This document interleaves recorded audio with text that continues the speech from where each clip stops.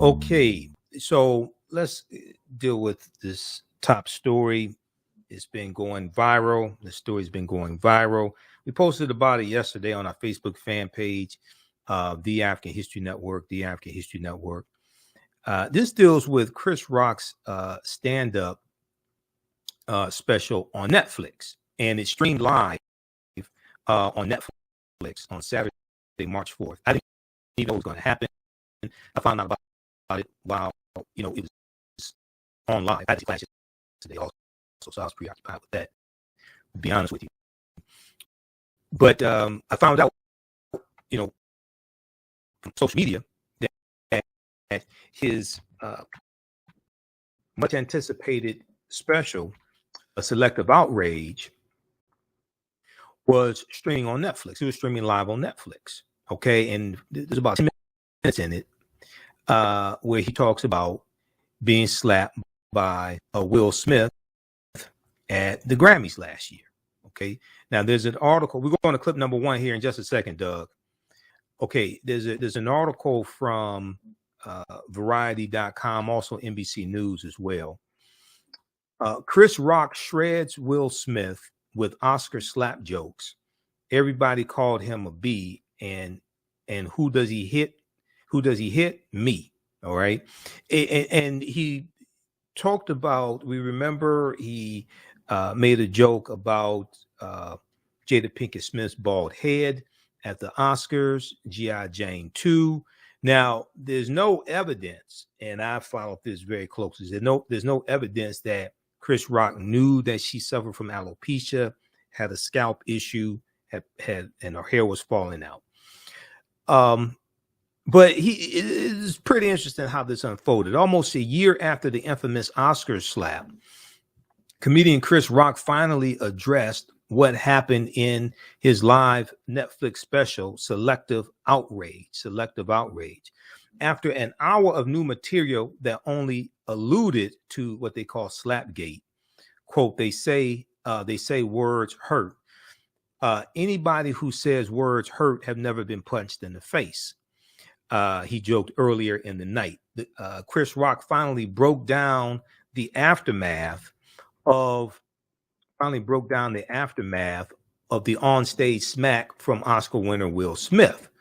So he said, "You all know what happened to me getting smacked by Suge Smith, etc." I'm gonna let you hear from Chris Rock in just a minute. Now, despite the pressure from the press to open up about what happened, Chris Rock is adamant that he won't be dissecting it on a talk show. He said, "I'm not a victim, baby. You will never see me on Oprah or Gayle crying. You will never see it. It's never going to happen, etc." But as for whether the slap hurt, Chris Rock was direct. He said, "Will Smith is significantly bigger than me. We are not the same size. Will Smith does movies with his shirt off. You've never seen me do a movie with my shirt off. Will Smith played Muhammad Ali in a movie. You think I auditioned for that part?" He said, "I played Pookie in New Jack City. I played a piece of corn in Pootie Tang." Okay, probably one of the worst movies ever made in history, Pootie Tang. But okay. So we know that Will Smith was banned from the Oscars, attending the Oscars for 10 years. Now, Jada Pinkett Smith revealed on her show, The Red Table, that she had an affair with August Alsina, R&B singer August Alsina. I can't name one song that he sings. But this was during a time that, if I remember correctly, this was during the time that Will Smith and Jada were separated, according to her. All right. Now, let's go to this clip here, Doug. I want the people to hear what happened. Let's go to clip one.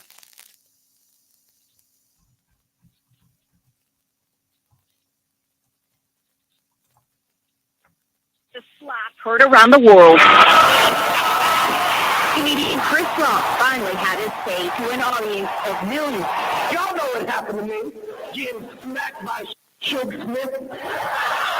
Using his long-awaited special, Selective Outrage, streamed live on Netflix, to take big swings back at actor Will Smith.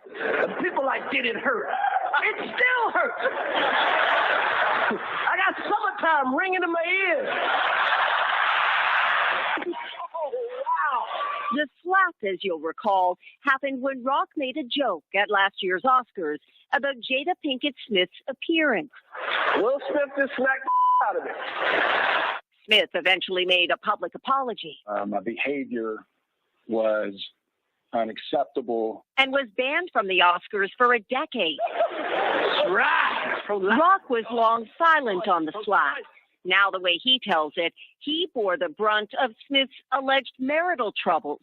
Some of Rock's hardest hits saved for Jada. She thought it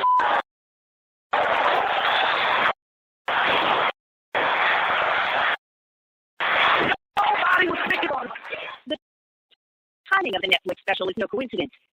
Just a week ahead of this year's Oscars. A lot of people go, Chris, how come you didn't do nothing back? I got parents. And you know what my parents taught me? Don't fight in front of white people. Yet after all the punchlines, it isn't clear if Rock and Smith, who were close friends, have actually spoken. Representatives for the Smiths didn't respond to requests for comment. I have rooted for Will Smith my whole life. And now I watch Emancipation just to see him get whooped. About the slap that's still at center stage and stinging. Janice Mackey-Freyer, NBC News, Los Angeles. All right. So I haven't seen it yet. I guess I'll renew my subscription to I guess I'll renew my subscription to Netflix because there's not a whole lot on Netflix that I want to see. I do have Hulu. I've been watching Abbott Elementary on Hulu since it won NAACP awards, and I've heard so much about it. But I guess I have to renew my subscription to Netflix at least for a month to watch this. So give us a call or post your comments here. 313-778-7600. 313-778-7600 is the call-in number if you have a question or comment. Now, if we go back quickly here to the article from Variety, and there was also a good article from NBC News as well. Okay, let's close this out. Let's see here. So the comedian went on to reveal that the title of the show was also inspired by the slap. He said, quote, Will Smith practices selective outrage, Chris Rock explained. Everybody who really knows I had nothing to do with that stuff. I didn't have any entanglements. Now, for viewers that might not have understood Chris Rock, might not have understood what Chris Rock was referring to. He was referring to the infamous Red Table Talk episode featuring Jada Pinkett Smith, featuring Will Smith and his wife Jada Pinkett Smith, where she admitted to having an affair with another man. Okay. And Chris Rock said his wife was having sex with her son's friend. I normally would not talk about that. I have no idea why two talented people would do something that low down. We've all been cheated on. Everybody in here been cheated on. None of us ever been interviewed by the person that cheated on us. Okay. None of us have ever been interviewed by the person that cheated on us on television. She hurt him way more than he hurt me, Chris Rock said. All right. So it's pretty interesting. I didn't know that it was coming. I didn't know that the special was going to air. So you'll hear a lot more about that as well. It's going to be interesting to see what the response is going to be from the Will Smith, Jada Pinkett Smith camp as well. Maybe they'll do another Red Table Talk about it also. I don't know. All right. So Draymond Green is in the news. And something happened the last day of Black History Month. Now, you know, we talk about African 365 days a year. But February 28th, he made some very ignorant, uninformed comments. I'm going to let you hear what he said on the other side of the break. And then I'm going to go through and dissect this and show you why he was wrong. You listen to the African History Network show. I'm Michael Imhotep. We'll be back in a few minutes. Welcome back to the African History Network show right here on 910 AM, the Superstation, Future Radio. I'm your host, Brother Michael Imhotep. It is Sunday, March 5th, 2023, I should say, March 5th, 2023, and we are live. Calling numbers 313-778-7600. 313-778-7600 is the calling number if you have a question or comment. Okay, so we just wrapped up Black History Month, African American History Month, February 28th. A lot of us study this history year round, okay? And on February 28th, Draymond Green of the Golden State Warriors made some comments at a post-game interview.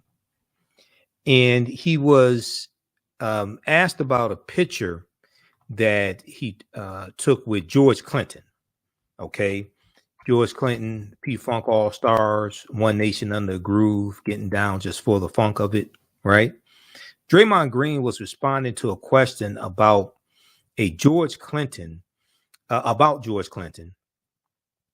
And he took a picture with George Clinton before the game at the Chase Center in San Francisco. Okay. Draymond Green said, I don't listen to George Clinton every day, but what I do want to go back to is Black History Month.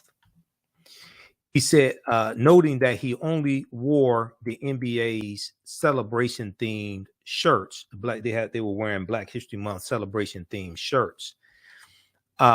He said he only wore it because he couldn't find anything else to wear.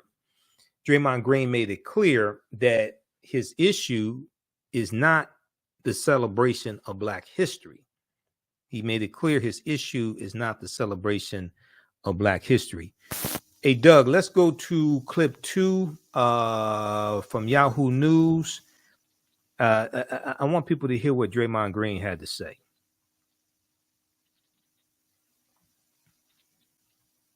First time you see me in a Black History Month shirt, all Black History Month, and it's very intentional. And I really just threw this shirt on because I didn't have another shirt to throw on. But Black History Month, at some point, can we get rid of it? Like, at some point? Why we got to keep getting the shortest month to celebrate our history? You got governors want to take our history out of schools. And I'm not going to be the fool to go say, yeah, we get celebrated for 28 days. So at some point, I'd like to get rid of it. It's, we're making all these changes in the world. Can't talk about these people, can't talk about those people, can't say this, can't say that. At some point, it's time to get rid of Black History Month. I get rid of Black history, like they're trying to do. But Black History Month? Nah, teach my history from January 1st to December 31st, and then do it again, and then again, and then again, and then again. That's what I'd like to see.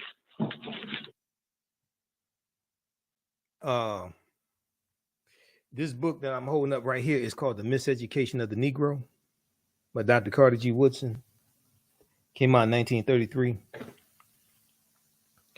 So, let's deal with this way for the sake of time. Okay. Let me go to my slides dealing with Dr. Carter G. Woodson and the history of Negro History Week, which became Black History Month. All right. First of all, the reason why it's in the month of February has nothing to do with it being the shortest month of the year. And I wish people would stop saying stupid ass stuff like that. Okay. If you had done something as simple as Google, why is Black History Month in February, it would come up with the information and let you know that it's because February contains the birth dates of Abraham Lincoln and Frederick Douglass. Abraham Lincoln's birthday is February 12th. Frederick Douglass' birthday is February 14th. And these birth dates fall in the second week of February. So Dr. Carter G. Woodson, who had a PhD in American history from Harvard, who was an educator and who co-founded the Association for the Study of Negro Life and History, September 9th, 1915, to scientifically study, preserve, and document the historical accomplishments and achievements of African Americans.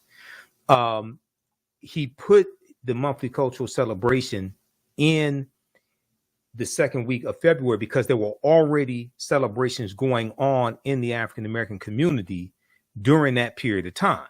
Okay, that's why it's in the month of February. It has nothing to do with it being the shortest month of the year, the coldest month of the year, or any of these other ignorant excuses that people make to disrespect Dr. Carter G. Woodson and attack a cultural celebration that we created ourselves. We did not ask white people permission to celebrate our history.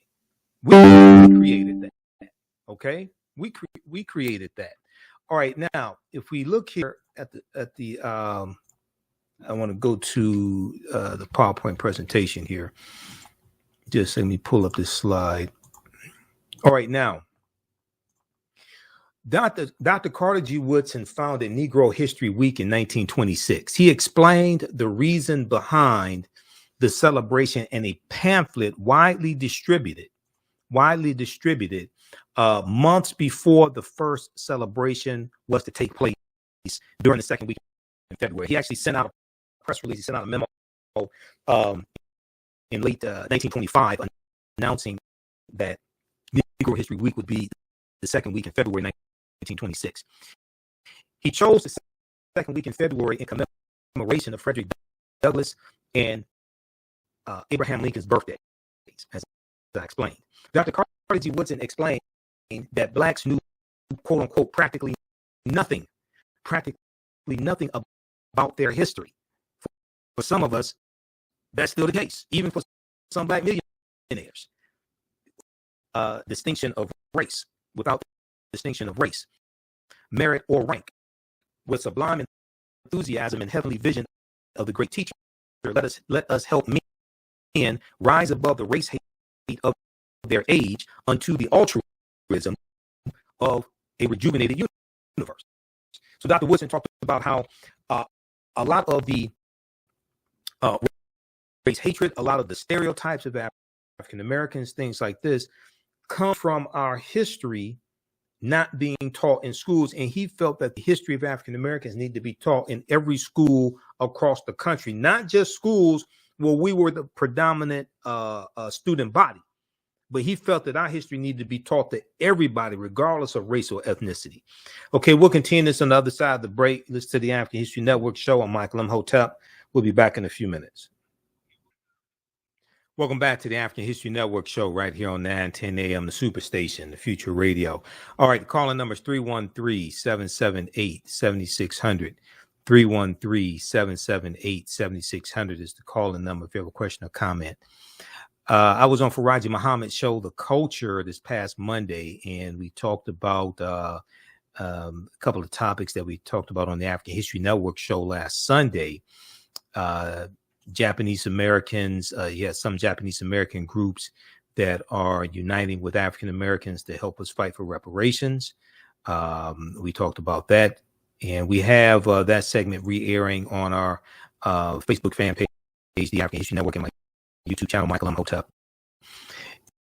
So we have that, and then also we discussed that, and then also we discussed Dilbert creator Scott Adams, his idiotic comments about African Americans, referring to African Americans as a hate group. We discussed those two topics as well on Faraji Muhammad's show, The Culture. Okay, that's on Roland Martin's network. So I'm on every Monday, 4 p.m. Eastern Standard Time. You can check that out at the same time, listen to 9:10 a.m. WFDF, and we broadcast those segments on my social media platforms also. All right, I want to go back to. We'll go to the phone lines here in just a minute, but I want to go back to the Draymond Green clip here. Hold on just a second. Where'd that picture go? Okay. So also check out this article from Yahoo Sports. Warrior star Draymond Green says, get rid of Black History Month. Teach my history from January 1st to December 31st. Clearly, he hasn't read a book. Clearly, he has not studied the history of Black History Month and Dr. Carter G. Woodson. All right, let's go back to this clip, Doug. I want to play that clip again. See, the first time you see me in a Black History Month shirt, all Black History Month, and it's very intentional. And I really just threw this shirt on because I didn't have another shirt to throw on. But Black History Month, at some point, can we get rid of it? Like, at some point? Why we got to keep getting the shortest month to celebrate our history? You got governors want to take our history out of schools. And I'm not going to be the fool to go say, yeah, we get celebrated for 28 days. So at some point, I'd like to get rid of it. It's, we're making all these changes in the world. Can't talk about these people, can't talk about those people, can't say this, can't say that. At some point, it's time to get rid of Black History Month. Get rid of Black history, like they're trying to do. But Black History Month? Nah, teach my history from January 1st to December 31st, and then do it again, and then again, and then again, and then again. That's what I like to see.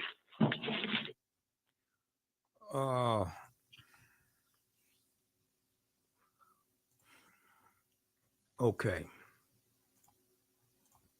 So let's continue with this history lesson, because, this is like Morgan Freeman in 2006, when Morgan Freeman was interviewed by Mike Wallace on 60 Minutes, and Morgan Freeman said, I don't want a Black History Month. Black history is American history. And we have a tendency to disrespect things that we create, like Kwanzaa. We have a tendency to disrespect things that we create and don't understand the history of them. And Black History Month was never designed to be the only time of the year we study our history. It's a cultural celebration. Also, there's an annual theme for Black History Month. Now, how many people notice there's an annual theme for Black History Month? And this year's annual theme is Black resistance and Black resistance movements. There's been an annual theme for Black History Month since 1928. Now, what I find interesting is when I hear people make comments like this, like Draymond Green and others, just totally uninformed comments. If they use Google for like 2 minutes, they could save themselves a lot of embarrassment. I noticed they never mentioned Dr. Carter G. Woodson. They never mentioned the Association for the Study of African American Life and History. And they never mentioned the fact that there's been an annual theme for Black History Month or African American History Month since 1928. Going back to 1928, there's been an annual theme. Now, we've talked about the annual theme here on the show. And I did 4 free lectures, online lectures that are still there. You can go to our website, TheAHNShow.com, and register for them and watch them, dealing with Black resistance and Black resistance movements. This is the official website of ASALH, Association for the Study of African American Life and History. You see Dr. Woodson's picture right there. Once again, he's not smiling. Association for the Study of African American Life and History, established 1915. This picture of Dr. Woodson, he's not smiling. I can't say I blame him. And then it talks about this year's annual theme, okay? Black resistance. African Americans have resisted ongoing oppression in all forms, especially the racial terrorism of lynching, racial pogroms, and police killings since our arrival on these shores. Now, I said before in my online lectures, and people that watch them know I said this, that should be changed, not since we arrived on these shores, but since Europeans arrived here, because we were here in this land before Europeans got here. This was our land stolen from us. One of the names of this land was Turtle Island. You read Dr. David Imhotep's book, The First Americans Were Africans, Documented Evidence. African people have been in the land we call the United States of America going back at least 51,700 years. These were the Khoisan, the short-statured Africans coming from southern Africa, who are the ancestors to the Ainu and the Twango all around the world. That should be changed. We were here before Europeans got here. The sooner we understand that, and sooner we understand that this was our land stolen from us, you have a seismic shift in the consciousness of African people in this country overnight. But as long as we think we first came here in 1619, you're going to keep getting the short end of the stick. These efforts have been to advocate for a dignified, self-determined life in a just democratic society in the United States and beyond the United States political jurisdiction. So then they talk about the civil rights movement, sit-ins, boycotts, walkouts, etc. They talk about Langston Hughes and Dr. King, Septima Clark, Fannie Lou Hamer. But then they go in and talk about, in an effort to live and maintain, protect economic success, Black people have organized, planned violent insurrections against those who enslaved them, such as in Haiti, and armed themselves against murderous white mobs, as in Memphis, Tennessee, 1892. And that was the Ma Store murders. And that's how Ida B. Wells got involved in the anti-lynching movement. Okay. They talk about Rosewood, Florida. January 5th was the anniversary of the Rosewood Massacre, January 5th, 1923. New Orleans, 1900. That's the Robert Charles riots in 1900. We'll continue this on the other side of the break. Let's to the African History Network show. I'm Michael Imhotep. We'll go to the phone lines when we come back from the break. Welcome back to the African History Network show right here on 910 AM, the Superstation, the Future Radio. All right, calling numbers 313-778-7600. 313-778-7600 is the calling number if you have a question or comment. We're going to the phone lines here. Right before the break, we were talking about Golden State Warriors, Draymond Green's idiotic comments from February 28th. 2023, last day of African American History Month. This article here from Yahoo Sports, Warriors star Draymond Green says, get rid of Black History Month. Teach my history from January 1st to December 31st. Now, number one, a lot of people do teach the history like year round. Should be more people reading the history and studying the history year round. But let's go to the phone lines. Let's go to, let's see, line one. We have line one. We have Grace. Lady Grace, line one. Thanks for holding. Lady Grace, tell us where you're calling from. I'm in the Detroit metropolitan area. I've called your show maybe a couple times. The first time it was very short. But, and I'm just going to come very direct.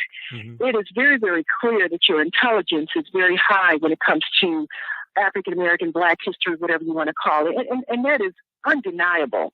And I compliment you when the first time I've heard you. And that was really the first time I've heard you because I'm not from Detroit. And I complimented you because it was very refreshing to hear how much information was coming out. And it was just refreshing to me. Everybody is not going to take that the same way. And I'm saying the way Draymond spoke about that, it could be perceived another way from other people with their intelligence not so high as yours. They could perceive it another way. With your intelligence, you went straight in like it was an ignorant statement. I took it, and other people listened to it, that he was venting about it. Let's just not accept this month.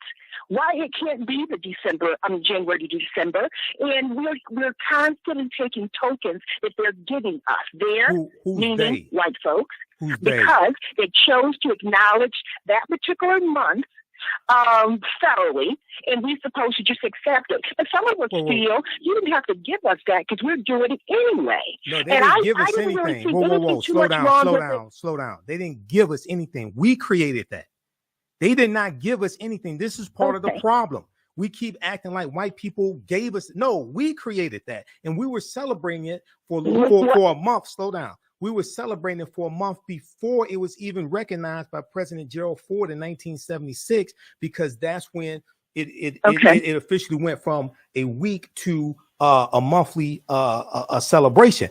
We created this. Study Dr. Carter G. Woodson. This is part of the problem. We keep saying they.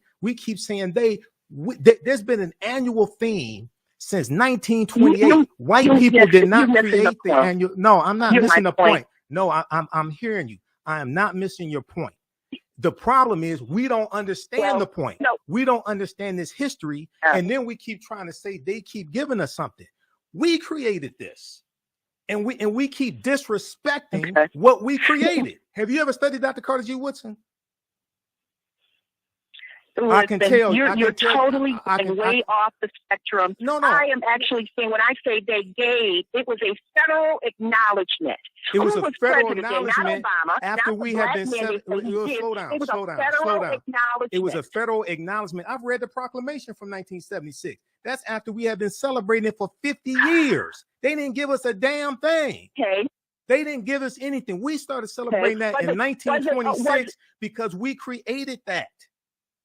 The proclamation. Was it on calendars? Was it on the national calendars? Slow down. People getting off work and all this kind of extra stuff. Slow down. You don't get off work for Black History Month. See, this is the problem. I was just making a reference to. Put her on hold for a second. Wow. This is the problem. This is the problem. Now you got a Black millionaire who could hire the top 10 Black scholars to teach him Black history every day of the week when he's not playing basketball. Or you could Google, why is Black History Month in February? But we don't do things like that.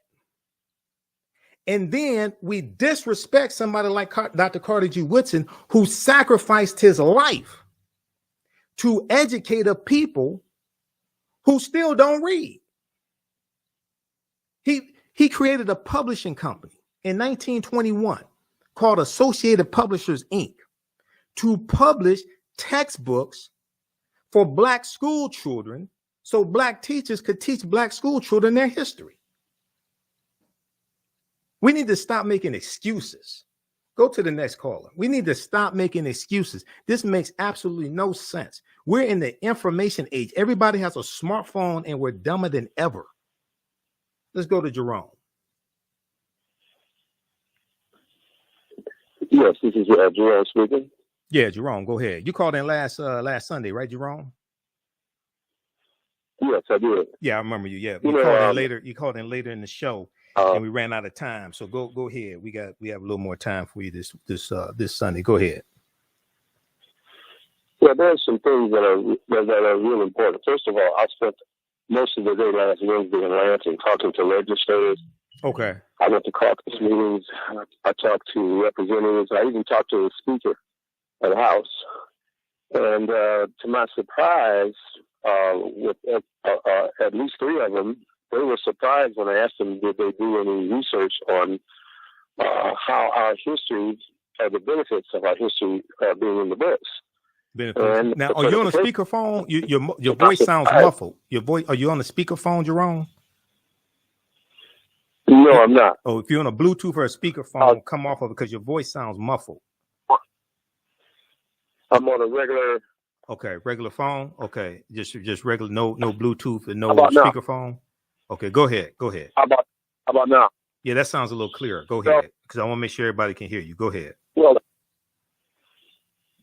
Well, the bottom line is when you talk about Carter G. Woodson, I've often said that what most impresses me with all the information is the cover of the book, which is a picture of a Black person with a padlock on their brain. Mm-hmm. There's one version of it. I believe there's one version of the cover.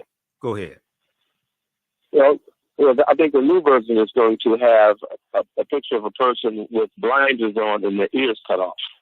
And what you say all the time, a mind cannot do or teach what it does not know. Right. Here it is, and this is something to think about, and you can correct me if I'm wrong. Mm-hmm. If our history was in the books, it will not change not one law, but it would force certification. And this is the reason that Governor DeSantis and all of the other states who already have a resolution saying you cannot teach any African American history in any public schools or institutions. They know that if our history was in the books, it would force certification of everyone with everything that they do. Because if we are Americans, that means that right now nobody at the highest level of government is obeying the law. Because in order for you to teach or to represent a white child or a white person, you have to have the necessary hours of accreditation, 3 credits through social studies of their history from kindergarten through college. But our history is not in the books. So you can do whatever you want to do with us. You can kick us, you can stomp us, throw it out of the window, do whatever you want to do. Well, let me slow you down. Let me slow you down for a second. There, different states have different laws and different standards when it comes to education.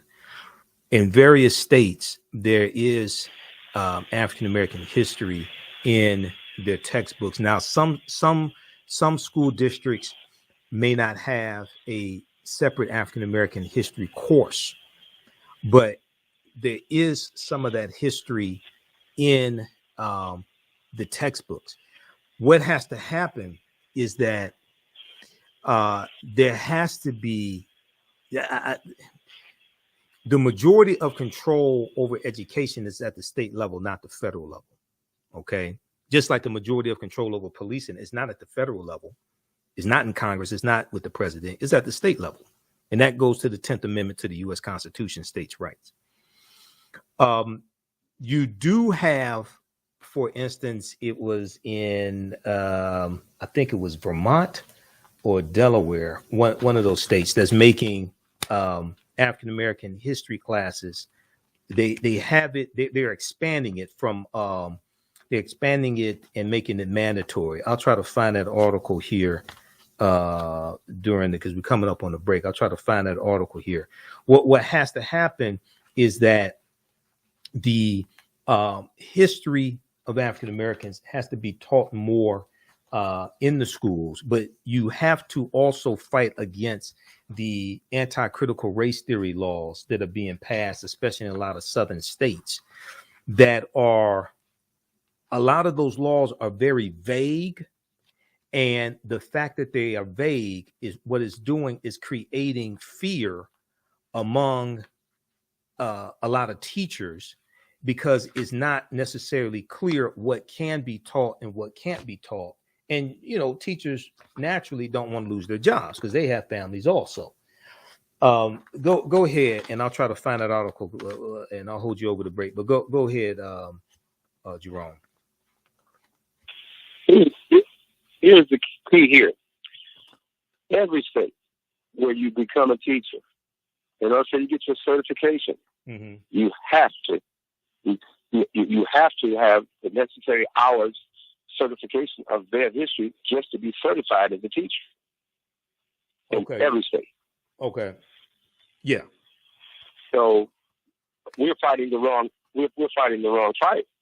Here in Michigan, especially where there's the largest concentration of African American people, and our mayor right here, right now, with the reparations task force, does not want the schools as part of it because he knows that the damages done by the state of Michigan, even if they had good intentions, were just the wrong decisions. They treated our children like war, and the evidence shows there was never a headline report on how their decisions affected the children.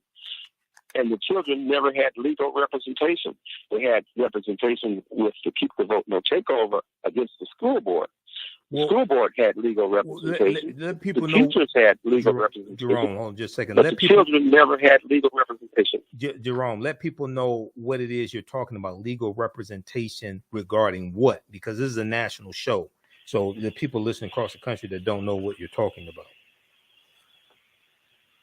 It simply is. When the 20 years of emergency management, they made decisions on curriculum.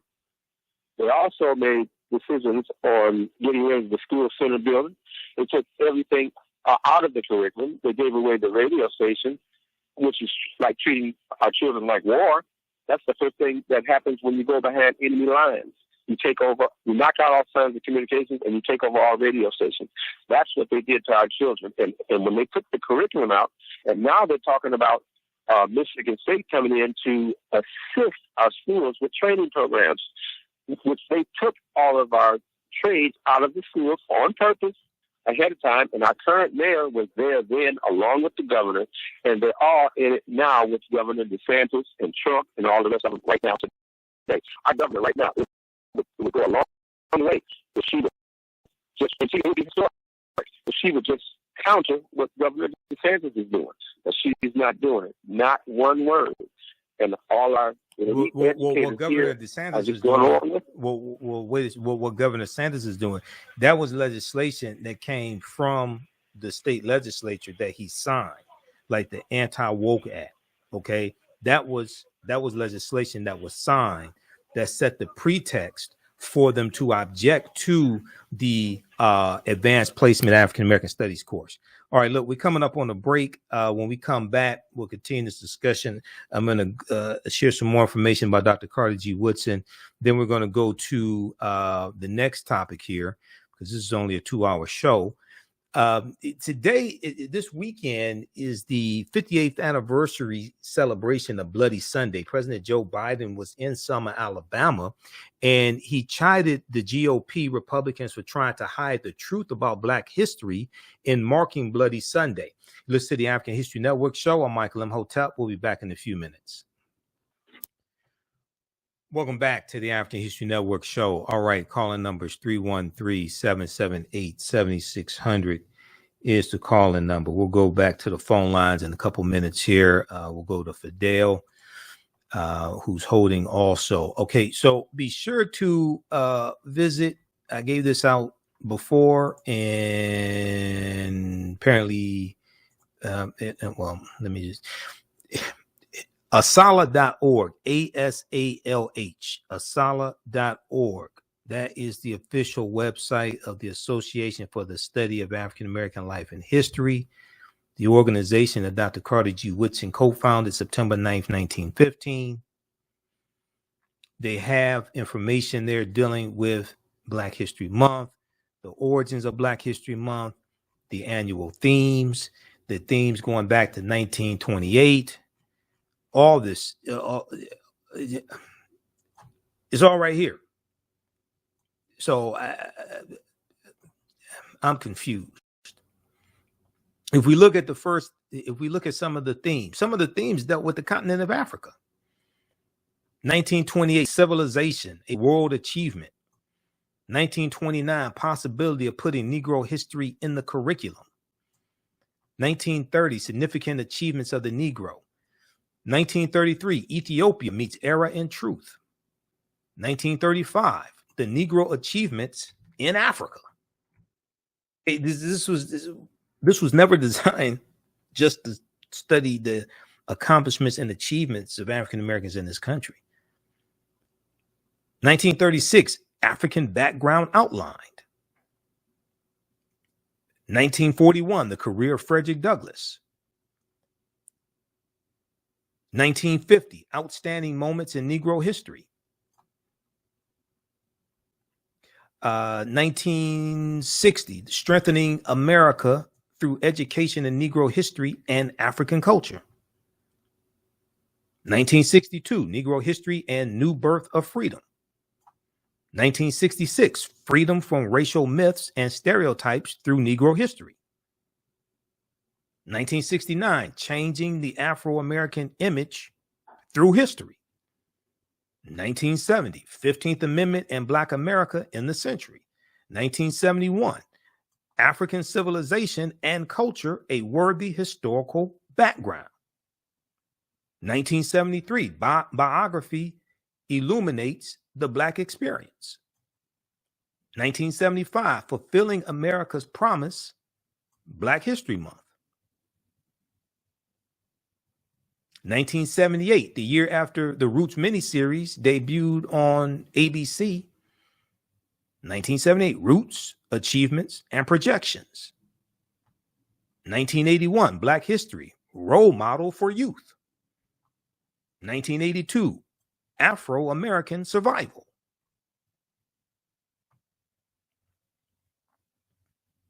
1992, the 500th year commemoration of Christopher Columbus landing in the Caribbean in the Bahamas, October 12, 1492. 1992, African Roots, Experience New Worlds, Pre-Columbus to Space Exploration. All right. So read that at asala.org. Okay, let me go back to this here because we ran out of time. We'll go back to the phone lines here in just a second. Because I some of this stuff I really don't understand. I really, really don't. Because we'll Google every damn thing else. Cardi B, Megan Thee Stallion, Nicki Minaj, August Alsina. We'll Google everything else. If you Google why is Black History Month in February, who created Black History Month, the phone will explode. It's just all the information is there. Now, it is different if you don't know how to use Google. I'll give you a pass. Okay? If you don't know how to use Google, if you ain't never Googled nothing in your life, if you don't know how to use a smartphone, you don't know how to use a computer, okay.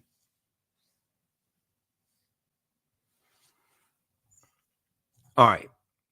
I want to go back to this. Had a couple slides left here. Let's go back to this one here. Okay, so Dr. Woodson argued. Let me see. Let me go to the next one here. Hold on. All right.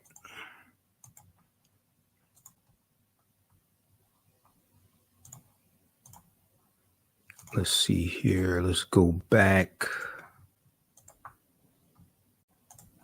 Okay, Negro History Week was the first major achievement in popularizing Black history and was unique in that it focused on Black youth. Now, did white people tell us to focus on Black youth? No, Dr. Woodson was an educator. He was born 10 years after slavery ended. He was born in 1875. Negro History Week was the first major achievement in popularizing Black history and was unique in that it focused on Black youth. Dr. Woodson realized that the miseducation of Black people began in their homes, communities, and elementary schools.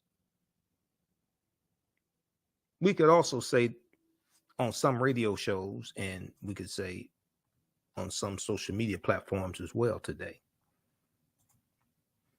Dr. Carter G. Woodson's vision of Negro History Week was optimistic, strategic, and long-term. Optimistic, strategic, and long-term. Not the white man's vision of Negro History Week, but Dr. Woodson's vision because he created it.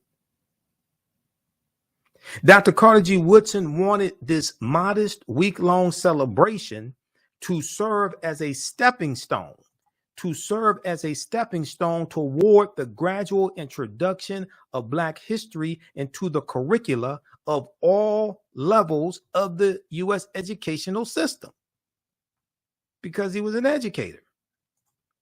Dr. Carter G. Woodson hoped that Negro History Week would evolve into Negro History Year, as he affirmed from time to time.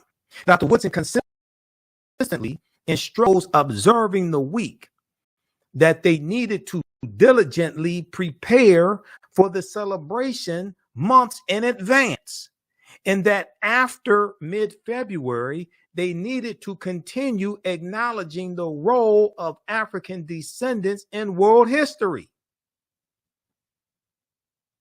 This is what Dr. Woodson was doing in 1926 and 27, 28, and 29 and 30 with a lot less resources than we have today.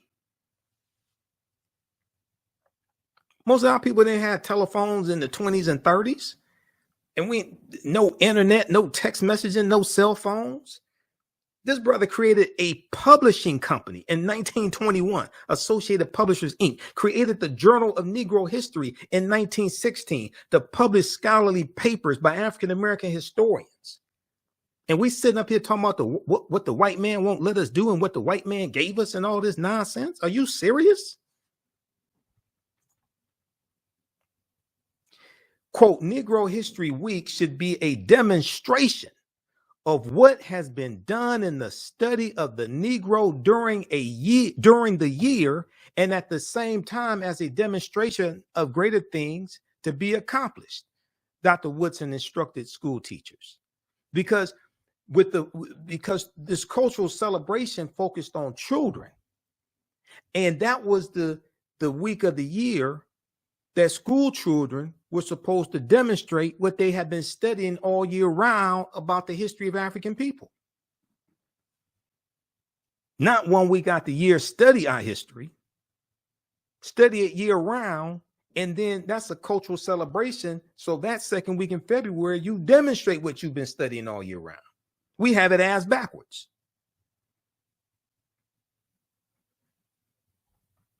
Dr. Woodson said a subject which receives attention 1 week out of the 36 will not mean much to anyone because it was never designed to be the only time of the year we study our history. People usually say that to people that don't study our history. Read Dr. Pero Gaglo Dagbovi's book, Carter G. Woodson in Washington, D.C., The Fall of Black History. He's a history professor at Michigan State University. I met him a few years ago at the Charles H. Wright Museum of African American History. He was speaking there for Black History Month, and he was talking about his book. Fantastic book dealing with the life of Dr. Carter G. Woodson. Also, my friend, Dr. Darrell Scott, who's a former history professor at Howard University. Darrell Scott, I think he's at Morgan State now. Dr. Darrell Scott is a past president of ASALH for many years. He wrote a book on Dr. Woodson as well. All right, we'll continue this on the other side of the break. When we come back, we'll talk about Bloody Sunday, March 7th, 1965, and they commemorated Bloody Sunday this weekend in Selma, Alabama. I'll let you hear some comments from President Joe Biden. You listen to the African History Network show. I'm Michael Imhotep. We'll be back in a few minutes. Welcome back to the African History Network show right here on 910 AM, the Superstation, the Future Radio. All right, if you missed this weekend's online history classes that I taught, you can still register for the online courses, and you can watch the classes on demand. Visit our website, TheAHNShow.com, TheAHNShow.com. On Saturdays, I teach 2 p.m. to 4 p.m. Eastern Standard Time. I teach ancient Kemet, the Moors, and the Ma'afa, understanding the transatlantic slave trade, what they didn't teach you in school. We deal with thousands of years of history and what leads up to the transatlantic slave trade taking place. It is, we do the sessions live. All the sessions are archived and recorded. You can go back and watch them anytime. I do a PowerPoint presentation. We have book references, video clips, articles, etc. The class is on sale $80, regularly $130. And I'm going to post the link here right on the thread of the broadcast. And then on Sundays, 2 p.m. to 4 p.m. Eastern Standard Time, I teach from the Black resistance movements from the Haitian Revolution to the U.S. Civil War, Civil Rights Movement, Black Power Movement. Okay, 1800 to 1968, 1800 to 1968. We go through and look at history chronologically from 1800 to 1968. And to understand what happened to us after slavery ended, what were the laws and policies put in place to put us right where we are today to understand where we need to go from here. All right. And this is extremely crucial because when we look at the voter suppression that's taking place right now, this is a resurgence of voter suppression, but we see it going back to the Reconstruction era, okay, which is 1865, 1877, and after Reconstruction ends. In class today, we dealt with the Haitian Revolution and started talking about the Louisiana Purchase of 1803, because the Haitian Revolution and Louisiana Purchase, those two events are related. Okay, those two events are related, and you have to understand a chronology of history. All right, historical events don't happen in a vacuum; they are the result of a sequence of historical events that take place. Okay, that lead up to other events happening. All right, so visit our website, TheAfricanHistoryNetwork.com, TheAfricanHistoryNetwork.com, and you can register for classes. So our next class is Saturday.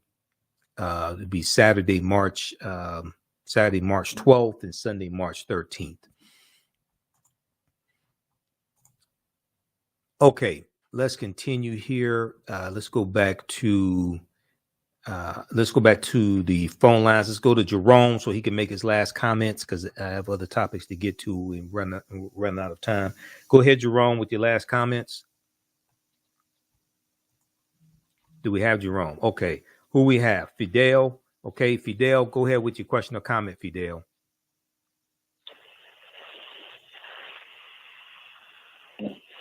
Fidel, we have Fidel on the line. We're on the air live. Okay, let's get Fidel straight. We'll come back to him. Let me go back to the slides I was showing here. And this is from a PowerPoint presentation I do dealing with African American History Month, Dr. Carter G. Woodson, but also in the Black Resistance movement free lectures I was doing during Black History Month as well. We talked about that also. Okay. All right. And Dr. Carter G. Woodson he was born December 19th, 1875, born in Virginia, died April 3rd, 1950. Okay. April 3rd, 1950. All right. Now let's go to, I want to go to this next story here.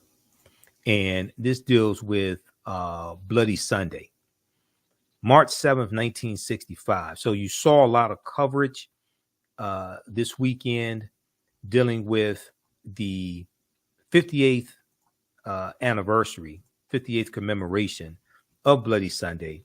And this is when African Americans like John Lewis, Hosea Williams, and others were trying to cross the Edmund Pettus Bridge. This was after Jimmy Lee Jackson was shot and killed by Alabama state troopers. Contrary to what they said on MSNBC today, Dr. King was not at Bloody Sunday. Okay. He was not there. So, and also Reverend Jesse Jackson was not there as well. Reverend Jesse Jackson had pneumonia. But there was an article from TheHill.com, that dealt with, it talked about what took place today. President Joe Biden was there for the march, and he gave a speech there. I'm going to let you hear some of the speech here in just a minute. Okay. President Joe Biden chides GOP for trying to hide the truth about Black history in marking Bloody Sunday, Okay. So we'll go to cue up clip number 3 for me, Doug. We'll come to clip 3 in just a minute here.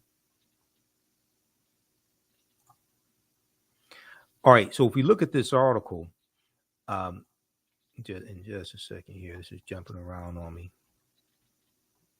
President Joe Biden on Sunday called out Republicans for efforts to limit teaching parts of Black history as he marked the 58th anniversary of Bloody Sunday. Now, we've talked about these anti-critical race theory bills here on this show extensively. And Also, I talked about the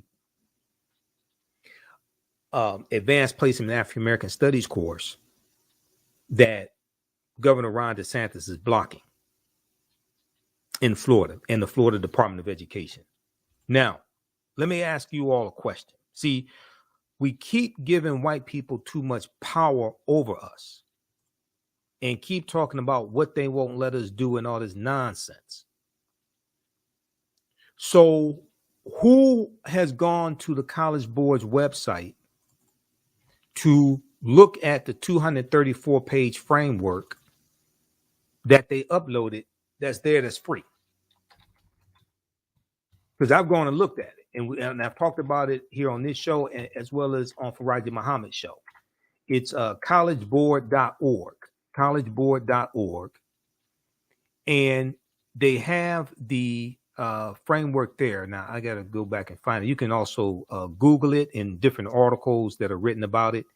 They have it there, but you can just search for AP African American Studies, and it comes up with the pilot. And let's see here. It'll come up with the whole thing, AP course and exam. Okay, now who has gone through to look at this?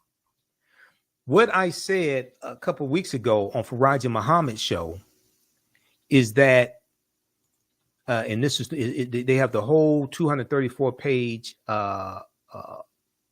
framework here, official AP Studies coursework. View the framework. It's right here. Let me show you. Let me show you this here. You can go to their website and just search for it. Okay, and then it comes up. Pilot AP African American Studies. Okay, and it shows you here in the blue with the blue background, official AP African American Studies course framework. View the framework. Click right there. It comes up with the PDF. This is 234 pages. It's the whole curriculum. It comes up. You can watch. You can look at this for free. Okay. Now, if you scroll down, I think it starts page 15. What I want. Where is that? Page 11. Then we look at page 13. They break down the units. I want to look at the breakdown of the units. They show it's broken into 4 units, if I remember correctly. This, where is it? Okay, hold on. Let me back up. It's or around page 9, I think it is, where they show right here. This is what I want. Yeah, page 9. Okay, then we go into page 10. Course at a glance, units and instructional focus. Unit 1, origins of the African diaspora. Origins of the African diaspora. So this is a year-long course. It's broken up into 4 units.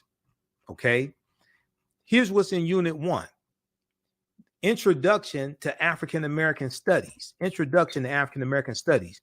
The strength and complexity of early African societies, early West African empires, early African kingdoms and city-states, early Africa and global politics. Then unit number 2 deals with freedom, enslavement, and resistance. Atlantic Africans and the transatlantic slave trade. From capture to sale, the Middle Passage, slavery, labor, and American law. Now, we don't need white people's permission to set up study groups in our communities and go through and break down all these topics, go through and break down all this information in study groups. We don't need white people's permission to do that. Who has said that we need to do that? How many people have you heard saying that? All the people complaining on MSNBC and these different shows that people call into, who has said that? We'll deal with this on the other side of the break. Listen to the African History Network show. I'm Michael Imhotep. We'll be back in a few minutes.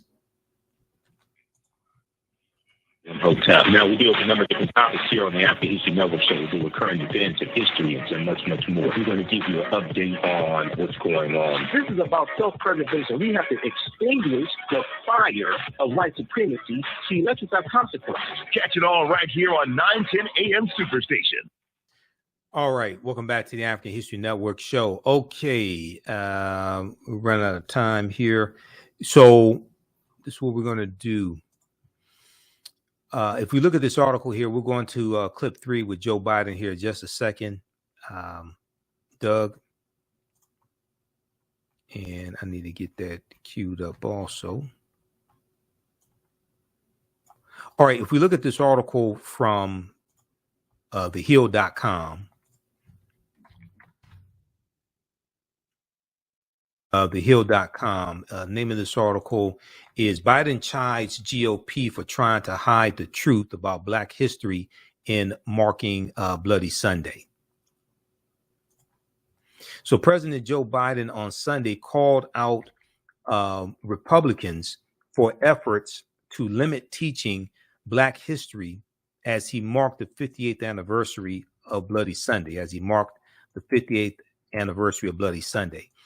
History matters, President Joe Biden said at the Edmund Pettus Bridge. Edmund Pettus was a member of the Ku Klux Klan. He's also a senator there in Alabama. History matters, Biden said at the Edmund Pettus Bridge in Selma. Quote, the truth matters, notwithstanding what the other team is trying to hide. They're trying to hide the truth. So Biden highlighted the importance of teaching African-American studies, which comes amid a growing debate over Republicans pushing to prevent the teaching of certain subject matters, such as African-American studies in schools. Quote, no matter how hard some people try, we can't just choose to learn what we want to know, but not what we should know. We should learn everything, the good, the bad, the truth of who we are as a nation, and everyone should know the truth of Selma, Biden said. Okay, he also talked about pushing for the John Lewis Voting Rights Act. That ain't gonna happen with Republicans in control of the House. No Republicans in the House of Representatives supported the John Lewis Voting Rights Act when Democrats controlled the House. That bill passed in November 2021, I think it was. It passed the House of Representatives by a vote of 219 to 211. No Republicans support that in the House or the Senate. Okay, 219 Republicans voted no on the bill after they sat up there and cried about John Lewis dying and all this stuff. They're not voting for that. The strategy that we're using to get that bill passed, we're not using the right strategy. You need to go after these corporations, put economic pressure on some of these corporations, and have targeted, sustained economic withdrawal strategy of certain corporations that help finance and put some of these Republicans in office who are blocking the bill. We're not speaking the language that these people understand. Okay, let's go to clip 3 of President Joe Biden, Doug. Billions of dollars committed to build Africa. Angola is going to have the largest solar facility in all of Africa. We're investing in Africa because Africa is important and because everything happening there will affect us. So, folks, that's number one. Number two, I want to make sure that, I've told the mayor, I think mayor's being the toughest job in America. But one of the mayors who took some time to come and help me put together my program, Keisha Lance Bottoms. Keisha, would you stand up? From Atlanta. She's understandably going home because she's got some kids and it's about time. She promised she'd stay as long as she did, and she did. But we got another mayor coming too. So anyway, thank you very much, Keisha. And folks, last time I was here, my daughter is a social worker, Ashley Biden, was with me. She couldn't be with me today. She wanted to because she's working on a project for battered women up in Delaware and Philadelphia. So she sends her best. On this stage, the children of God started a journey, walking, not saying a word, beaten, tear gassed. On this bridge, blood was given to help redeem the soul of America. Last time he was here, I was with him, John Lewis. They were his words. Mayor Perkins, Congresswoman Terry Sewell, members of Congress, all of you are here, Charles Maudlin, and all of the foot soldiers of Selma, distinguished guests. where you were among the final words of our dear friend John Lewis, delivered as he stood on the bridge over troubled waters 3 years ago. I had the privilege of standing with him. Words that give meaning to the past and purpose to the future. I've been on this bridge before as vice president, as a candidate for president, and was even before as a senator, because history matters. And now I'm here as your president. The truth matters. Notwithstanding what the other team is trying to hide. They're trying to hide the truth. No matter how hard some people try, we can't just choose to learn what we want to know and not what we should know.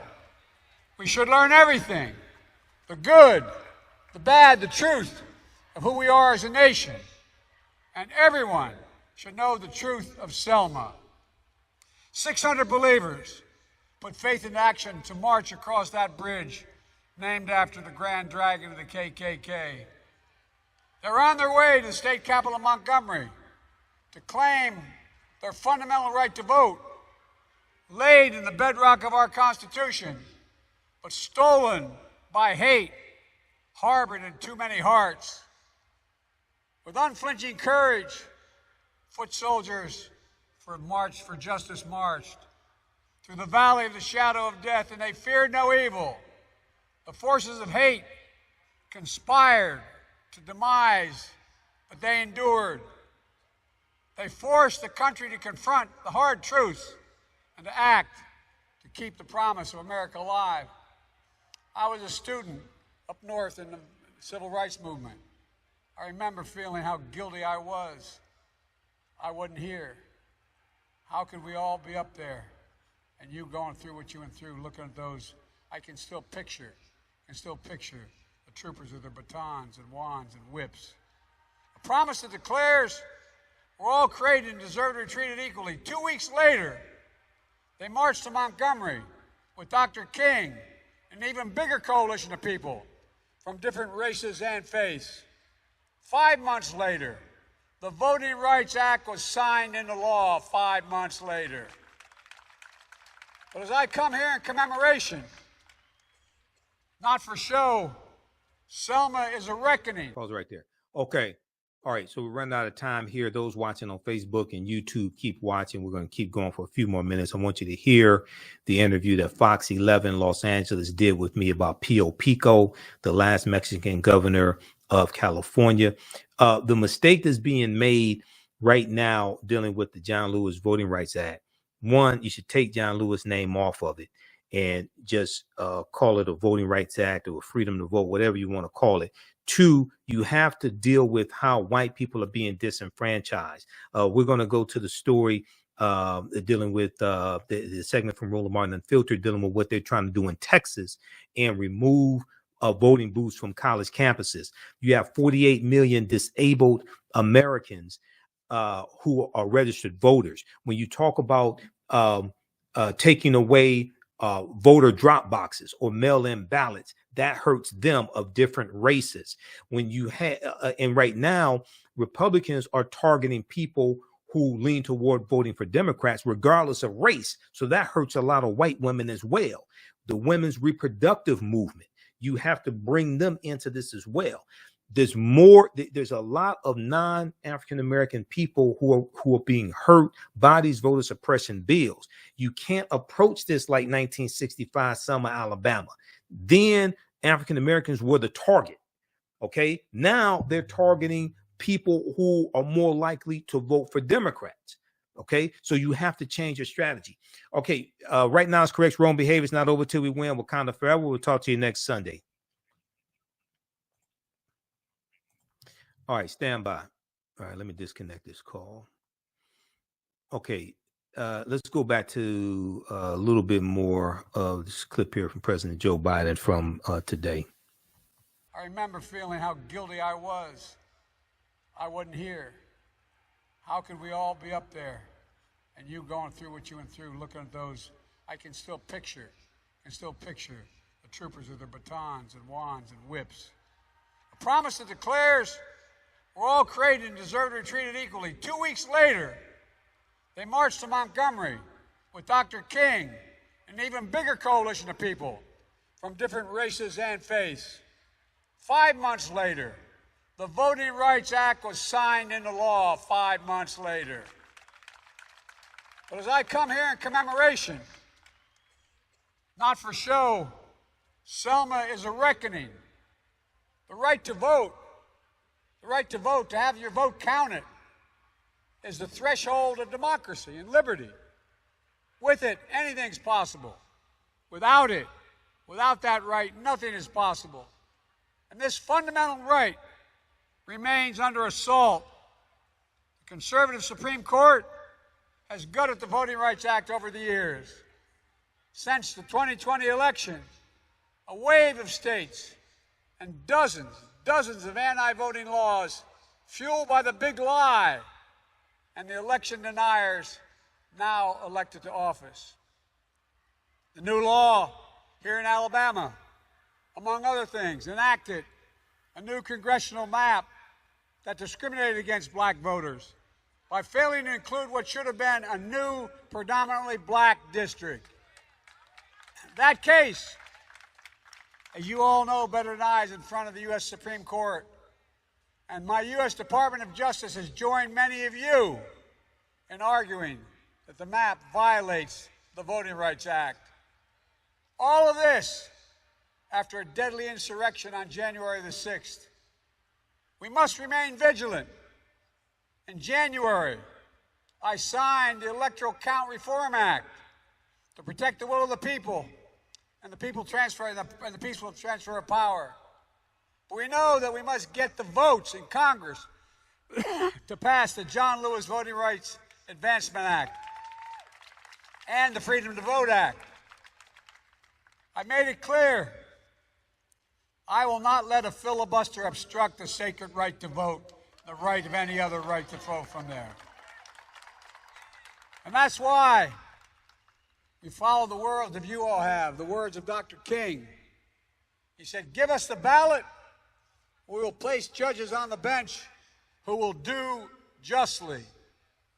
Led by Justice Ketanji Brown Jackson, and more black women appointed to the federal appellate court than every other president in history has done, we're about to do that.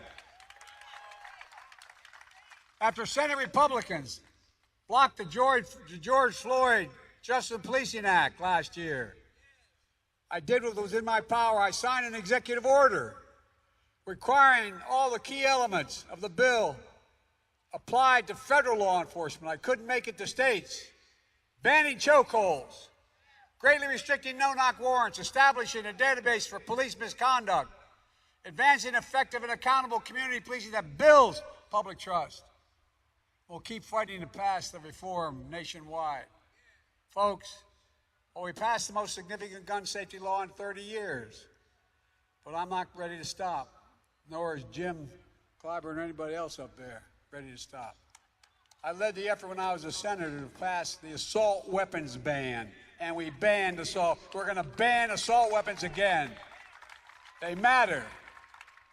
When we had the ban, fewer people died, fewer mass shootings. And together we're saying loud and clearly that in America, hate and extremism will not prevail, although they are rearing their ugly head in significance now. Silence, as the saying goes, silence is complicity. And I promise you, my administration will not remain silent. I promise you. The task before us is about justice, but it's also about jobs, financial stability, the ability to generate generational wealth. It's about hope, self-worth. It's about dignity. That's why we're building an economy that I've been very significantly criticized for, but I make no apologies, that grows the economy from the bottom up and the middle out, not from the top down. We weren't poor, but we weren't wealthy. We were a typical middle-class family with a 3-bedroom home and 4 kids and a grandpa living with us. I don't remember anything trickling down from on my dad's kitchen table, the trickle-down economic problems. Because when we do that, we build from the middle out, the bottom up. The poor have a ladder up. The middle class does very well, and the wealthy still do well. We all do well. But we know there's work to do, especially as you recover from this devastating tornado and the storms that hit in January. That's why, working with Terry and the mayor, I issued a major disaster declaration immediately, committing the federal government to cover 100% of the debris removal. We also are paying for temporary housing, home repairs, supporting local businesses, small businesses, as well as doing in other towns devastated as you have been. To date, we provided $8 million in recovery, and we're just getting started the rebuilding effort. And we'll be here as long as it takes. The first major bill we passed without a single vote from the other team was the American Rescue Plan when I was sworn in. That has provided $60 million to Selma and Dallas County directly. One of the things, having been a county official for 2 years, I learned a long time ago, I didn't like anything that went through the state legislature. No, I'm not joking. Good people, but they all want a piece of it. If it's supposed to come to my county, it better damn well come to my county directly. So this is going directly to your county, directly to your city, to keep teachers, nurses, police officers, firefighters on the job. Selma's also benefited from the bipartisan infrastructure law, which is a multi-billion-dollar commitment to rebuild this country. How can we be the leading economy in the world if we don't have the best roads, ports, and so on? How can we be that? Well, guess what? It's the largest investment in infrastructure since Eisenhower's interstate highway system. Here in Selma, we're funding major water projects, removing over 800 poisonous lead pipe service lines that are over 100 years old, because every child should be able to turn on a faucet and drink clean water without fear of getting sick. And it's going to deliver affordable high-speed internet to every single home in this county and this city. And no parent, God forbid another pandemic, is going to have to sit in the McDonald's parking lot to use their internet to be able to have their kids' homework be done. Look, and in the process, these kinds of investments are going to create good-paying jobs. Most of these jobs don't require college degrees. They'll be able to hire here, hire in your community.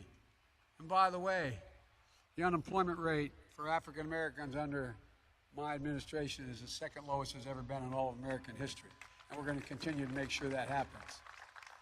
And by the way, I'm the only president I've learned that had permanent offices in the White House for the Divine Nine and the HBCUs.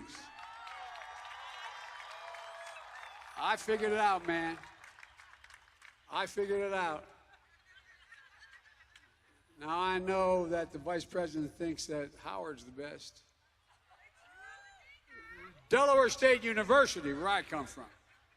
But all kidding aside, we've contributed billions of dollars to put HBCUs in a position because they don't have, I mean it seriously, billions of dollars.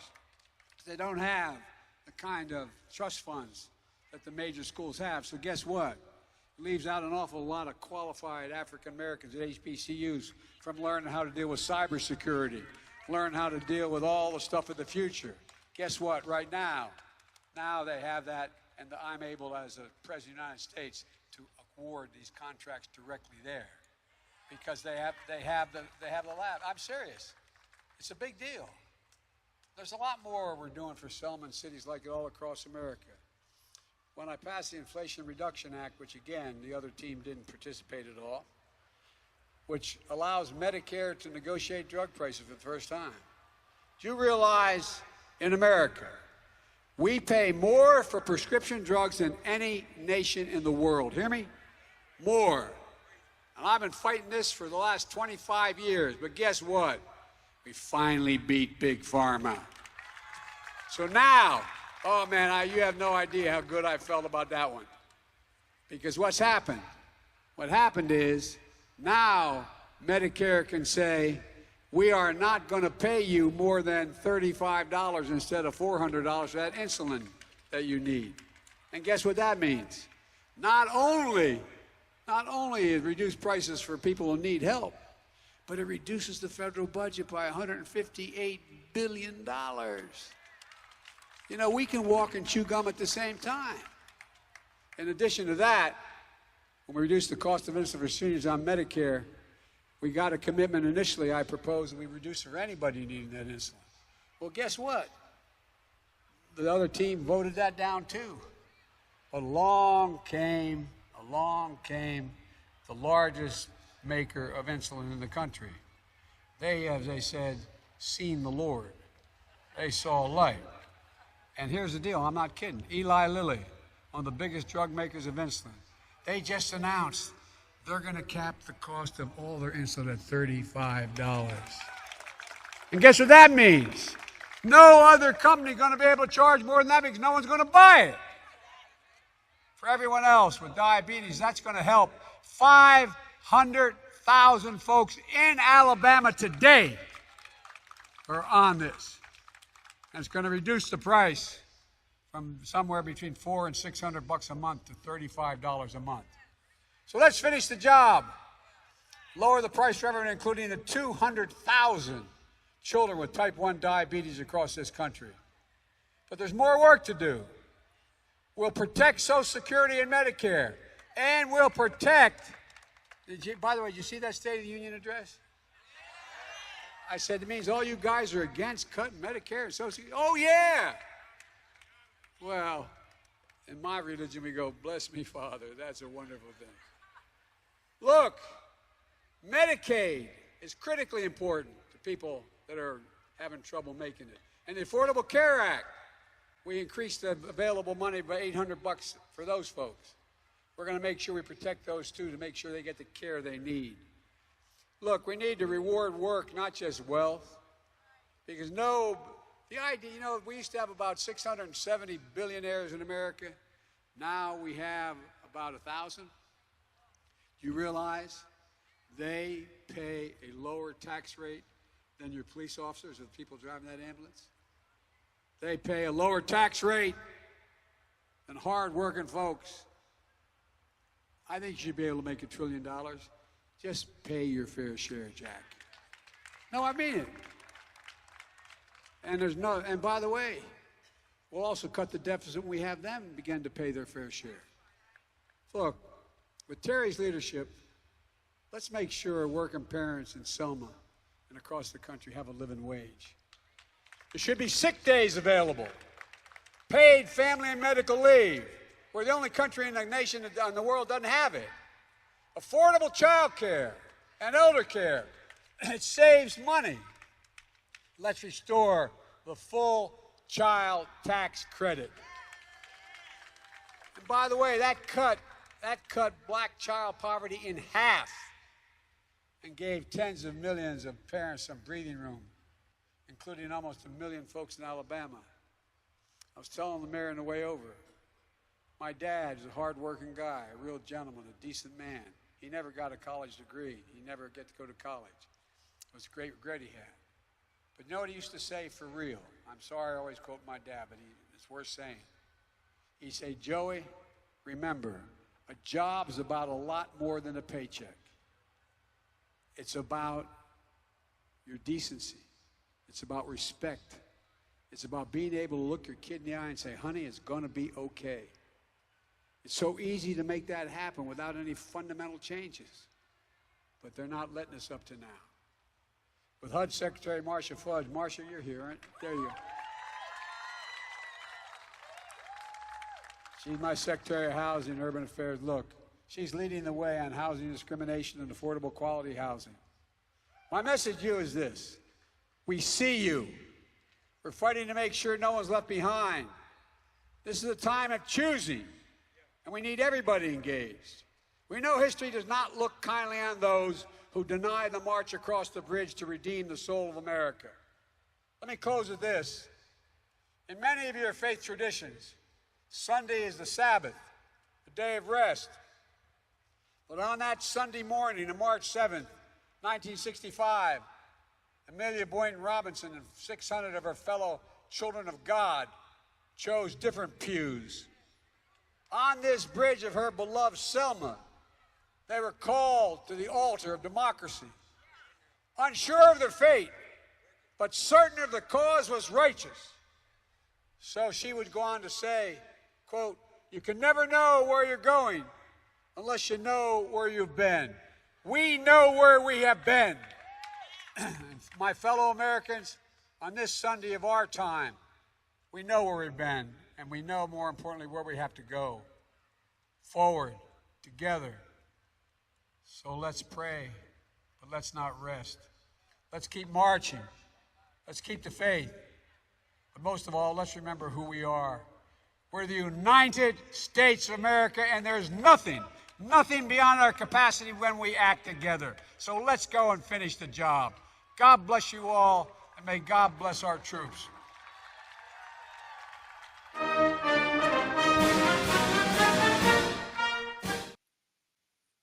All right, so you can watch the rest of that. That's at whitehouse.gov. President Biden delivers remarks on the importance of commemorating Bloody Sunday. That's from March 5th, 2023. Okay, I want to go to this story here. So back on February 17th on Roland Martin Unfiltered, we talked about this story out of Texas. And this story here comes from thehill.com. Texas lawmaker proposes bill to prohibit polling places at colleges, college campuses. Texas lawmaker proposes bill to prohibit polling places at colleges. This is from February 17th, 2023. A Texas lawmaker has proposed a bill to prohibit colleges and universities from having polling places on campus and would go into effect as early as September 2023. Texas State Representative Kerry Isaac, who's a Republican, of course, introduced the proposal on Thursday. This is mid-February, okay? On Thursday, so that would have been February 16th. To prevent all counties in the state from designating a polling place location on the campus of an institution of higher education. Now, the state's law defines an institution of higher education as any public technical institute, public junior college, public senior college or university, medical or dental unit, public state college, or other agency of higher education. If passed, the bill would take effect September 1st. Now, the San Antonio Express News reported on Friday, February 17th, that the earliest that most bills can go into effect if they do not receive support from 2/3 of the state legislature is August 27th, 2023. Republicans control a majority of both houses of the Texas state legislature. Republicans control a majority of both houses of the Texas state legislature. Now, the outlet, the San Antonio Express News, reported that the bill comes after another was filed that would require counties to include a certain number of polling locations on college campuses based on the size of enrollment, Now, Republican Kerry Isaac said in a Tuesday statement announcing her filing of the bill that she is concerned with student safety in the aftermath of the shooting at Robb Elementary School in Uvalde, Texas in May, and a stabbing at the University of Texas at Austin. Quote, "We must protect places of education where our children and young children gather." So let me get this straight. You're so concerned about the safety, you want to take away polling places that make it easier for college students to vote. And college students are more likely to vote for Democrats than Republicans. So you're so concerned about their safety that you want to take away polling places on college campuses. if you are concerned about their safety, then what common sense gun laws have you called for in the state of Texas? Because your governor signed a law, Governor Greg Abbott signed a law, if I remember correctly, and people can carry guns, concealed carry, don't have to have training, don't have to have a concealed pistol license in Texas. So what common sense, if you're concerned about the safety of college students and you want to cite Uvalde, Texas, and a gunman there, or you want to cite something else, a gunman, what common sense gun laws have you proposed, Kerry Isaac?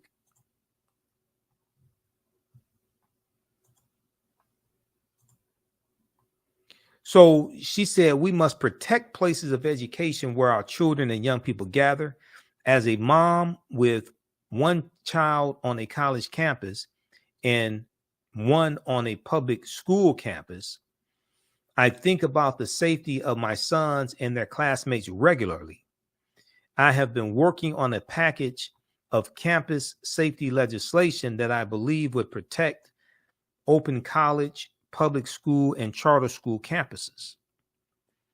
She added that she is also drafting a piece of legislation to ban polling places from K through 12 public and charter schools, and another to expand the state's school marshal program to include volunteers for members of the military and police officers. So you don't think any of the volunteers from the military would shoot up the damn school, but you're afraid that somebody coming to vote is going to shoot up the school. You don't think somebody from the military who has post-traumatic stress disorder, something like that, would shoot up the school, but you're going to have volunteers, state school marshal program to include volunteers from members of the military and police officers. But people vote like once every 2 years, maybe once a year if there's a proposal or something like that. It's not like they vote every day. These are the games people are playing. In Texas, of all places. Move Texas, a nonprofit organization that seeks to make underrepresented youth communities civically active, denounced Representative Kerry Isaac's proposal in a statement, calling it an unmistakable and blatant way to suppress people's right to vote. Now, this is an example. They didn't say they're taking it away from HBCUs. They didn't say she's not proposing to take away polling places from schools that have a high African-American population. She's proposing taking it away from all college campuses in Texas. Well, college students are more likely to vote for Democrats than Republicans.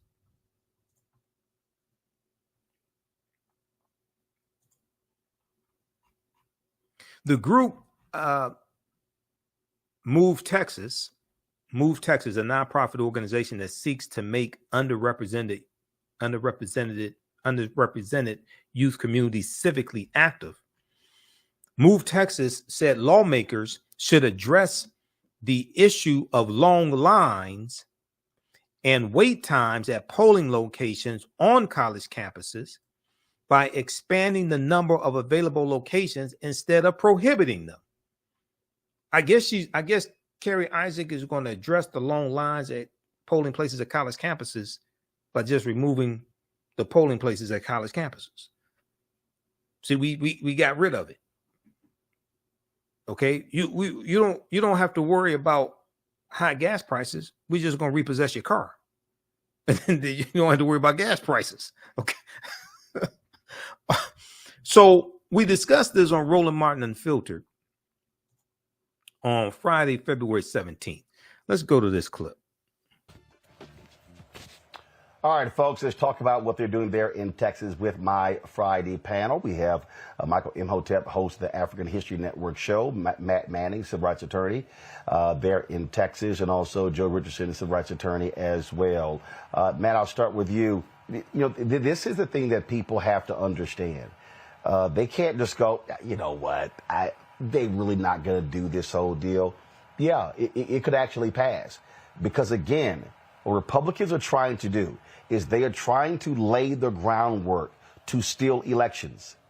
They saw what happened with the Roe v. Wade decision. They saw young voters turn the GOP away in 2022. If it was not for young voters, you would not have had Democrats being able to withstand what should have been a red wave. This is a direct assault on voters between 18 and 25 years old. And folks had better understand, you're going to see this happen all across the country, because what they want to do is they want to make it harder. And so if you make it harder for young folks to vote, they're thinking they're not going to travel a far distance away. I remember I think it was in 2012, I believe, that a county clerk in Wisconsin admitted to moving an early voting location off of a college campus to a location far out that had bad parking. And so because she said, all them young kids, they were voting Democrat. This is what they do. This is about rigging and stealing elections for Republicans. It absolutely is. And what I think is especially important in terms of context in this situation is Kerry Isaac is the representative for Hays County, which is just south of Austin, right where I grew up. Hays County is the county where Texas State University is. So there may be an even deeper political thing here, because Texas State University in San Marcos, the city it's in, has exploded in the last 10 or 15 years. And they actually just elected their first blue DA there in a very long time. So this is exactly what you're saying. It's part and parcel with the assault that we've seen Republicans very brazenly commit as it relates to voting. And the thing about this that's so indefensible is that there is really no logical reason that you would do this. So many people vote on college campuses. It's a place that even non-students go to vote, because people know it's customarily where you can go to vote. So the only reason you do this is to suppress votes and to suppress participation. And even if the Republicans don't think this will actually pass, this is to signal, hey, we're going to keep pushing the bounds out further and make it exceedingly clear that we're playing for keeps, and we want to rig the rest of, the generations going forward as it relates to the courts, as it relates to everything, and all of that happens via the ballot box. Joe, again, I think what people have to stop underestimating how evil works. This is about power. And they know if we can knock off 3, 4, 5, 6, 7, 8,000, 10,000 votes, hey, that's the margin for victory. Let me remind people, Biden-Harris wins Georgia by 12,000 votes. They barely won Arizona by a similar margin. It ain't that hard to do this. Right. And, it's all about dividing and conquering. And one of the things that you want to be able to do, the power of suggestion is very prevalent here. What they want to do is suggest to you, young voter of color, that you shouldn't be voting by just making it more difficult. Things in the media, things that are said, you see what's happening in Florida, even with, degrading the importance of African-American history. They want to suggest that you don't belong and that your voice doesn't count. But at the same time, they got to make it harder for you to vote, because, in fact, your voice does count. And if you make it heard, they're going to be outnumbered. So they're not going to win on numbers. They're not going to win on ideas. And divide and conquer is getting harder, because there's more people to divide and conquer, because they're getting ready to get outnumbered. And so what they want to do is make it as hard to vote as they possibly can without dealing with ideas, without appealing to people, particularly in places that are getting more black and brown. Now, Texas has been a little bit more fortunate, because as California got majority minority, California is very liberal, right? Texas, not so much. More of your Hispanic audience is not so likely to automatically go Democratic as black folks are. But that being said, that time is coming too. Go back to Beto's campaign, where he got a lot closer than a lot of people thought he would. There's these Democrats that are coming out of nowhere. No, they're getting ready to be outnumbered.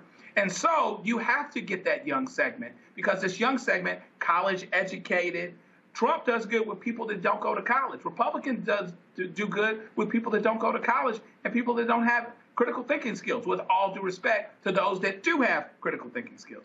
And so that's the battleground. Divide and conquer is getting harder, but if we can keep them from voting, then we can hang in there just a little bit longer. You know, and again, Michael, they understand if you make it, see, this is the people understand. If you make it harder, you can knock the numbers down. That's the whole deal. They want to make it harder. Exactly. And Republicans are masters at this. Now, we need to outsmart them at their own game. And to pick up what Joe just said, and I'm going to reference back to something you and I have talked about, Roland. Joe talked about critical thinking skills. And people who go to college students are much more likely to also have taken a political science class, which means they can see through a lot of the nonsense that Republicans are trying to feed to them as well. But, you know, Roland, we've talked about this numerous times before, and I've talked about how I think a lot of the civil rights leaders, I think they're very committed. They mean well. I think they made a tactical mistake by not expanding who was harmed by voter suppression bills. It's not just African Americans. It's white college students, it's Latinos, Asian Americans, white women. And I've talked about how they needed to link up when they were trying to get the voting rights bill passed, the John Lewis voting rights bill. You need to link up with the women's reproductive movement, women's reproductive rights movement, white women. You have 48 million disabled Americans who are registered to vote. When you talk about taking away drop boxes, ballot drop boxes, things like this, or mail-in ballots, that hurts them of all different races. So a lot of the civil rights leaders, we love them, but they keep acting like this is 1965, Selma, Alabama. No, Republicans are trying to suppress the vote of people who are more likely to vote Democratic, regardless of race, even though we're the #1 target. And you talk about Texas. Lastly, Smith versus Allwright, 1944, U.S. Supreme Court case. You study the history of Texas. Texas had all-white Democratic primaries where African Americans were not even allowed to vote in those primaries. So you study the history of Texas, you understand the voter suppression laws. We can see this coming. So this is another reason why elections have consequences, and as we have to vote strategically and vote these people out of power. All right. Okay, so check that out at that's on Roland's YouTube channel, and it's on Facebook, and download the Black Star Media app. That is from February 17th, 2023. Okay, we were talking about proposed Texas House Bill 2390 bans voting on college campuses. And that day, let's see here, that day the title of that day's broadcast, Texas College Campus Poll Bill, and then Tyree Nichols, cops plea, South Carolina teacher attacks black student all-star weekend. All right, lastly, before we get out of here, I was interviewed by Fox 11 Los Angeles a few weeks ago during Black History Month. And this was dealing with Pio Pico, okay, Pio Pico, who was the last Mexican governor of California before California became a state in the Union in 1850. It became territory of the United States in 1848 because of the Treaty of Guadalupe Hidalgo, which is the treaty that ends the Mexican-American War. Now, if I can find this here. Okay, where is this? All right. So I was contacted by somebody at Channel 11 to for this story, to interview me for this story. Let me pull up this picture here. And let's go to this clip.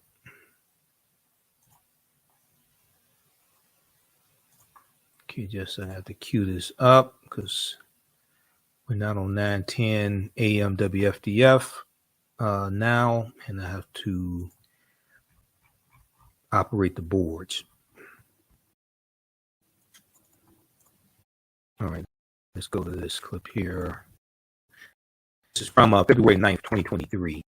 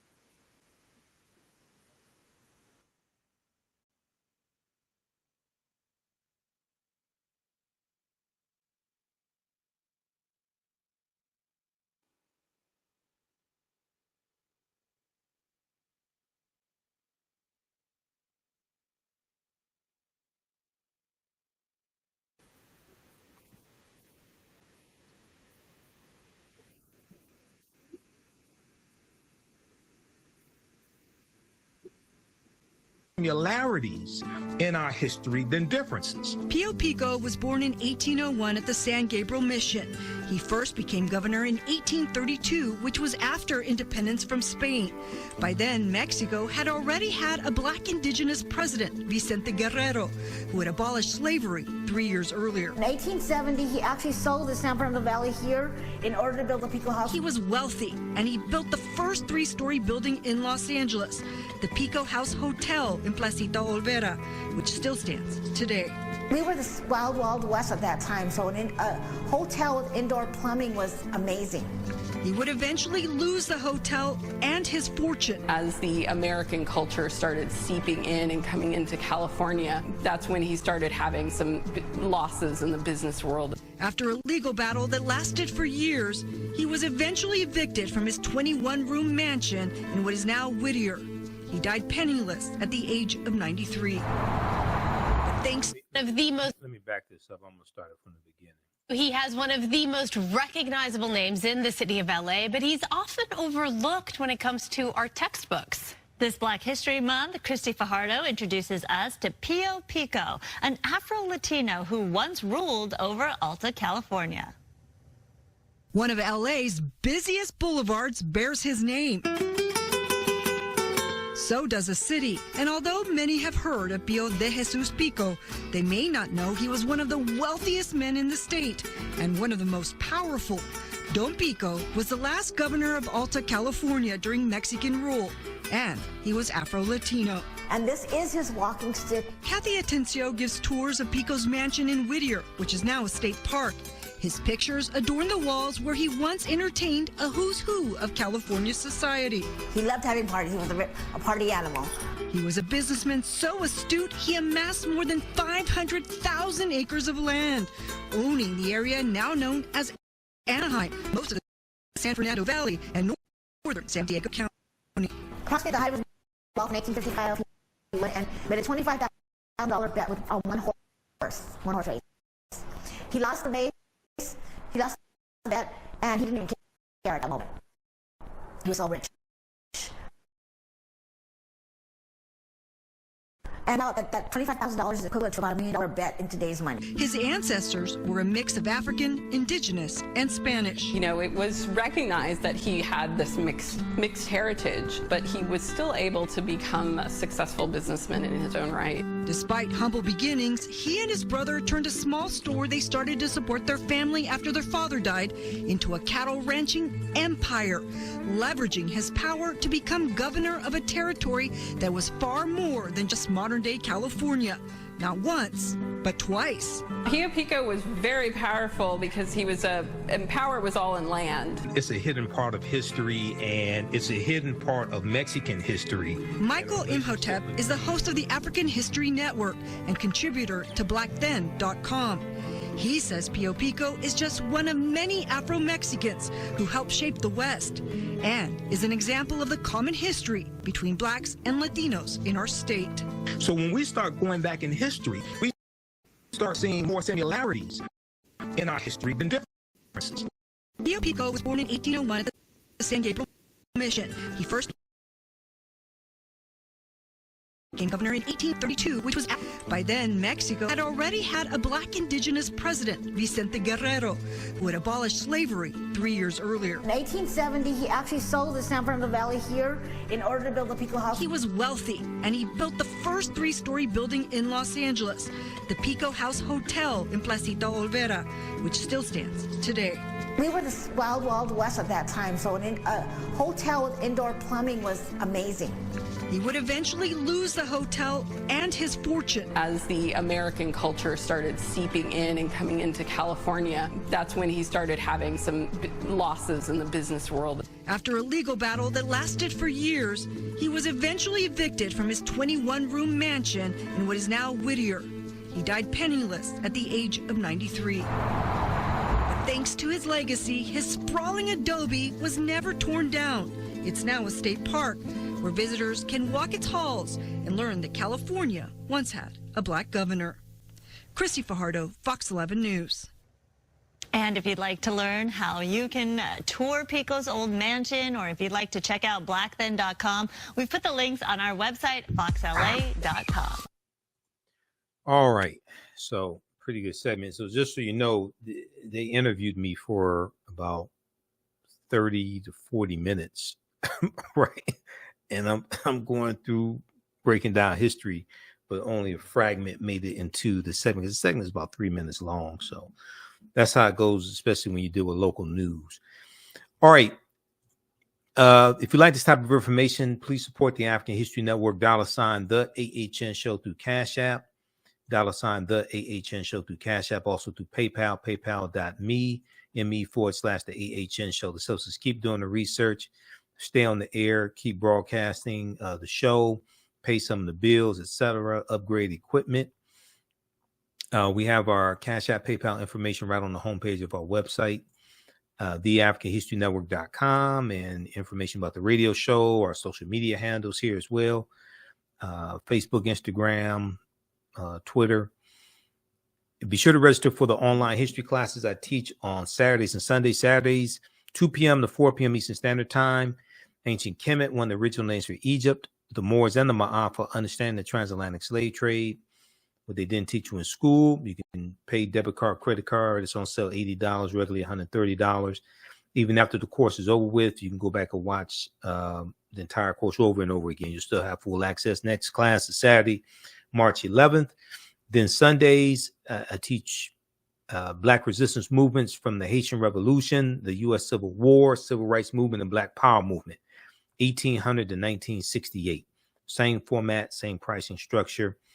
And then we have a bundle pack where you get both classes for $120. It's a $300 value because you get 5 of my lectures free in digital format. They'll be in the video library.